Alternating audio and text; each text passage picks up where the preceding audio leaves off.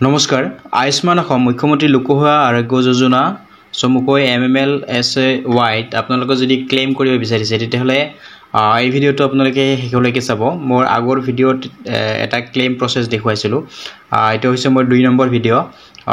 এই ভিডিওটো চালে আপোনালোকে ক্লেইম কেনেকৈ কৰিব লাগে কি ফৰমেট লাগে কি প্ৰসেস আছে A to Z আপোনালোকে ইয়াতে চাবলৈ পাব আৰু এইটো ভিডিও চোৱাৰ পিছত আন কোনো ভিডিও আপোনালোকে চোৱাৰ প্ৰয়োজন নহব প্ৰথমতে আপুনি ক্লেইম কৰিবৰ কাৰণে আপোনাৰ প্ৰফাইলটো যাব প্ৰফাইলটো আপোনাৰ 100% ভেৰিফাই হ'ব লাগিব ইয়াতে এপ্ৰুভ হৈ আছে প্ৰফাইলটো এনেদৰে আপুনি আপোনাৰ প্ৰফাইলটো এপ্ৰুভ হৈ থাকিব লাগিব আৰু ক্লেইম কৰি সাৰ্ভিসত জিবিলাক ফৰমেট লাগে সেই ফৰমেটৰ ভিডিও মই সেপাৰেট কে দিয়া আছে এইবিলাক আপুনি চাব পাৰিব প্ৰধানকৈ ইয়াতে এসেনশিয়াল সাৰ্টিফিকেট ৰিকমেন্ডেশন সকলোবিলাক আপুনি ইয়াতে দিব লাগিব সো ফৰমেটখন জিবিলাক আপোনাৰ বিল আছে মই এটা এক্সাম্পল হিচাপে আপোনালোকক দেখুৱাইছো সাপোজ এইখন এখন বিল সো মই ইয়াতে বিলৰ নাম্বাৰিং কৰিছো 1 2 3 হিচাপে দিছো ইয়াতে 2 দিছো ইয়াতে আপোনাৰ 3 দিছো এনেকৈ নাম্বাৰিং কৰিছো সো নাম্বাৰিং কৰাৰ এটা কি হয় জিবিলাকে বিল ভেৰিফিকেশন কৰিব এইবিলাক জিবিলাকে ভেৰিফিকেশন কৰিব তেওঁলোকৰ অকমান ইজি হয় এটা আছে বিল নাম্বাৰ ইয়াতে 2 বুলি দিছো কাৰণ মই ইয়াত দুখন এসেনশিয়াল দিম এখন এসেনশিয়াল 1 অৰ বিল নাম্বাৰ সেপাৰেট কে এটা PDF বনাইছো আৰু এসেনশিয়াল 2 ৰ কাৰণে সেই এসেনশিয়ালত যিখিনি ইয়াতে এমাউন্ট আহিছে তাৰ বিলবিলাক মই এটা বেলেগকে PDF বনাইছো এটা আছে এসেনশিয়াল 2 বুলি ইয়াতে মই নামটো দিছো সাপোজ এইখন কেনেকৈ ফিল আপ কৰিব ভাউচাৰ নং এণ্ড ডেট দিয়া আছে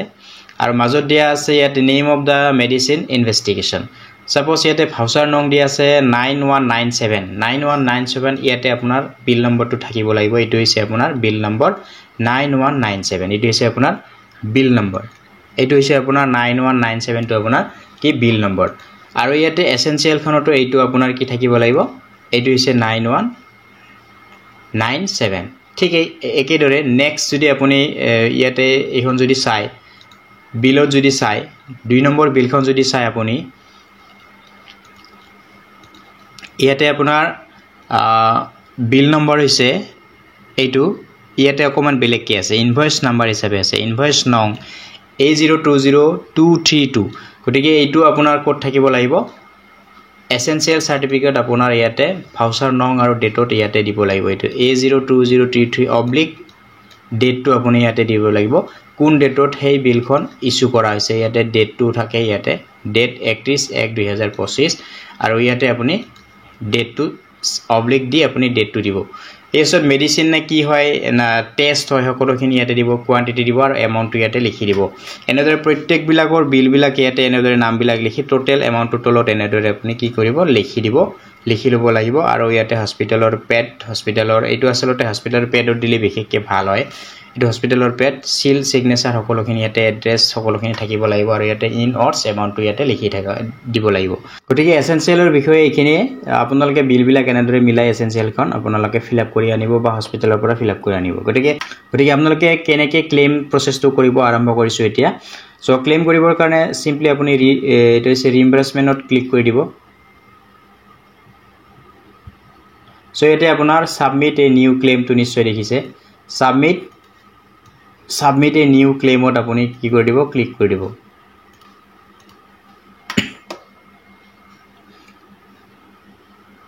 সাৰ্ভিসত আপোনাৰ পেশেন্ট নেম সো ইয়াতে ডিপেন্ডেন্ট আৰু এমপ্লয়ি কোটেন নামখিনি ইয়াতে শো কৰিব যিজন হয় আৰু এডমিশন ডেটটো আপুনি ডিসচাৰ্জ যিখন আছে ডিসচাৰ্জ সাৰ্টিফিকেটৰ পৰা আপুনি এডমিশন ডেটটো ইয়াতে দি দিব লাগিব সময়তে এডমিশন ডেটটো দি দিছো আৰু ট্ৰিটমেন্ট আউটকাম টু ইয়াতে ডিসচাৰ্জ তো ডিসচাৰ্জটো দিয়াৰ পিছত সিলেক্ট হোৱাৰ পিছত ইয়াতে সিলেক্ট ডেট অফ ডিসচাৰ্জ আহিছো ডিসচাৰ্জ 9/2/2025 সো ইয়াতে মই সিলেক্ট কৰিছো ফেব্ৰুৱাৰী 9 সো ডিসচাৰ্জটো ইয়াতে মই সিলেক্ট কৰিছো ডিসচাৰ্জ ডেটটো আৰু ইয়াতে hospital details where treatment was taken so ইয়াতে হস্পিটেলৰ এড্ৰেছত জিটু ষ্টেটত যিখন ষ্টেটত আপুনি ট্ৰিটমেন্ট লয় এইটো আপুনি সিলেক্ট কৰিব সো ইয়াতে ডিস্ট্ৰিক্ট হস্পিটেলৰ সো ইয়াতে হস্পিটেল ডিস্ট্ৰিক্টখন ইয়াতে মই দি দিম সো আপোনালোকৰ যিখন হস্পিটেলৰ গতিকে আপোনালোকে ইয়াতে ডিস্ট্ৰিক্টখন সিলেক্ট কৰিব আৰু হস্পিটেল নেমটো ইয়াতে সাৰ্চ কৰিব গতিকে মোৰ যিখন হস্পিটেলত ইয়াতে ট্ৰিটমেন্ট লোৱা হৈছিল সো ইয়াতে হস্পিটেলখন নাই মই চালো সো নহলে কি কৰিব আপুনি তলত এটা ক্লিক হিয়াৰ বুলি অপচন আছে সো ক্লিক হিয়াৰত ক্লিক কৰি দিয়াৰ পিছত তলৰ অপচন কিটা এনেবল হ'ব হস্পিটেল ক্লিনিক নেম সো আপুনি ইয়াতে কি কৰি দিব নামটো ভৰাই দি দিব ইয়াতে hospital clinic type private so মই ইয়াতে হস্পিটেলৰ ডিটেইলছটো দিছো হস্পিটেল ক্লিনিক টাইপ প্ৰাইভেট বা সৰকাৰি যি হয় পিন কোডটো দিছো আৰু ডিটেইলছ ক্লিনিক এড্ৰেছটো আপোনালোকে দি দিব ইয়াতে হস্পিটেলৰ ৰেজিষ্ট্ৰেচন নাম্বাৰ অফ হস্পিটেল ইয়াতে হস্পিটেলৰ ৰেজিষ্ট্ৰেচন নাম্বাৰটো দি দিব আৰু গোটেইখিনি ইয়াতে দিয়াৰ পিছত তলত যে ইটো আছে এড হস্পিটেল ক্লিনিকত ক্লিক কৰি দিব so you may now select the hospital format list so ইয়াতে কি কৰিব select one ত যাব অক্সফৰ্ড সেৱা সদনত ক্লিক কৰি দি দিব ইয়াৰ পিছত তলত ইয়াতে লিষ্টত আহি গৈছে এখন অক্সফৰ্ড সেৱা সদন ইয়াতে আহি গৈছে so ইয়াৰ পিছত আপুনি তলত সেভ কৰি দি দিব so হস্পিটেলৰ নেমটো ইয়াতে অলৰেডি সেভ হৈ গৈছে so ইয়াতে আপোনাৰ এইখিনি ডকুমেন্টছৰ বিচাৰিছে এতিয়া ক্লেম কৰিবৰ কাৰণে recommendation authorise medical officer essential certificate discharge undertaking good quality bed photo hospital bill registration certificate of treating hospital এইখিনি আপোনাৰ দিব লাগিব so ইয়াতে ভিউ ডিটেইলছত যাব এডিট ইনফৰমেশনত গৈ পেলাই আপুনি ইনফৰমেশন বিলাক এডিট কৰিব সো এবাৰ কি কৰিব আপুনি কেছ ডকুমেন্টত যাব আৰু ডকুমেন্টছ বিলাক ইয়াতে আপলোড কৰি দিব লাগিব এখন কৰি সো প্ৰথমতে ইয়াতে সিলেক্ট ওৱানত যাব আৰু ইয়াতে registration certificate of treating hospital এই সাৰ্টিফিকেটখন বৰ্তমানলৈকে হস্পিটেলৰ গতিকে প্ৰথমতে ইয়াতে registration certificate of treating hospital এটো আপুনি সিলেক্ট কৰিব আৰু আপলোড ফাইলত গৈ ফাইলটো আপলোড কৰিব এই মই এটো দিব নোৱাৰিম বৰ্তমানলৈকে এইখন সাৰ্টিফিকেট পেশেন্ট গৰাকী আনিব পৰা নাই হয়তো পিছত আনিব মই হস্পিটেলত কল কৰিছিলো দিয়া নাই তেওঁলোকে সো এইখন লাগিব সো নেক্সট ডকুমেন্টছৰ ক্ষেত্ৰত গিছো মই এসেনশিয়াল সাৰ্টিফিকেটত গৈছো এসেনশিয়াল সাৰ্টিফিকেট ইয়াতে দুখন আছে মই এখনকৈ আপলোড কৰিম সো ইয়াতে এসেনশিয়াল সাৰ্টিফিকেটখন মই পুনৰবাৰ ডাউনলোড কৰি লৈ লৈছো গতিকে ইয়াতে এসেনশিয়াল সাৰ্টিফিকেটখন ডাউনলোড কৰা আছে ইয়াতে মই ইয়াৰ পৰা সিলেক্ট কৰি ওপেন কৰিছো আৰু এডত ক্লিক কৰিছো so essential certificate 1 hall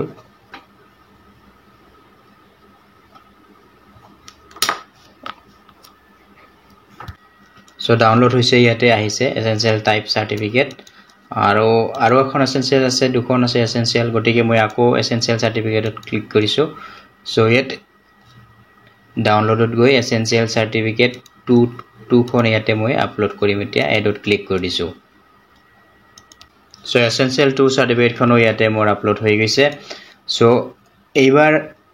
discharge certificate khon upload hoise eibar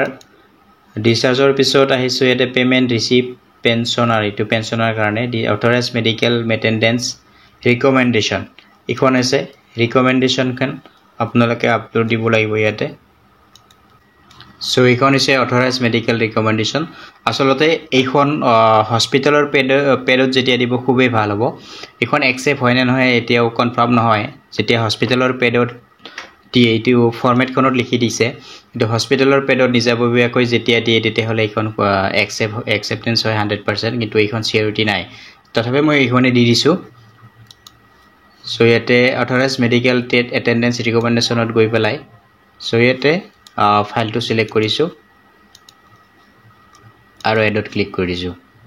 so এইখন ডকুমেন্টছ দিয়া হৈছে এবাৰ মই দিম এতিয়া আন্ডাৰটেকিং সো আন্ডাৰটেকিং দুখন আছে এমপ্লয়ি আন্ডাৰটেকিং সাবস্ক্ৰিপশন আন্ডাৰটেকিং দুখন আপোনালোকে দিব লাগিব সো আন্ডাৰটেকিং দুখন আপলোড দিব লাগিব এটো এইখন হৈছে সাবস্ক্ৰিপশন আন্ডাৰটেকিং আৰু এইখন হৈছে আপোনাৰ এমপ্লয়ি আন্ডাৰটেকিং গতিকে দুখন বেলেগ আন্ডাৰটেকিং গতিকে আপুনি দুখন ইয়াতে সাবস্ক্ৰিপশন আৰু এমপ্লয়ি আন্ডাৰটেকিং দুখন আপলোড দিব লাগিব simply yate goi pelai undertaking ot select koribo undertaking aru yate subscription undertaking name kori rakhibo file bilak subscription undertaking file bilak name korile upload korar subida hoy so yer bisot subscription undertaking khon yate undertaking ot ahise ক্ষেত্ৰত good quality on bed ফটোটো select কৰিছো so bed ফটোটো আপোনাৰ লাগিব ইয়াৰ পৰা bed ফটোটো মই ইয়াতে এড কৰি দিছো সো এবাৰ নেক্সট গুড কোৱালিটি বেড ফটোৰ পিছত ইয়াতে হস্পিটাল বিল গটিকে বিলৰ দুটা পিডিএফ বনোৱা আছে বিল নাম্বাৰ 1 আৰু বিল নাম্বাৰ 2 সো হিচাপে দুটা পিডিএফ মই ইয়াতে দি দিব লাগিব বিল নাম্বাৰ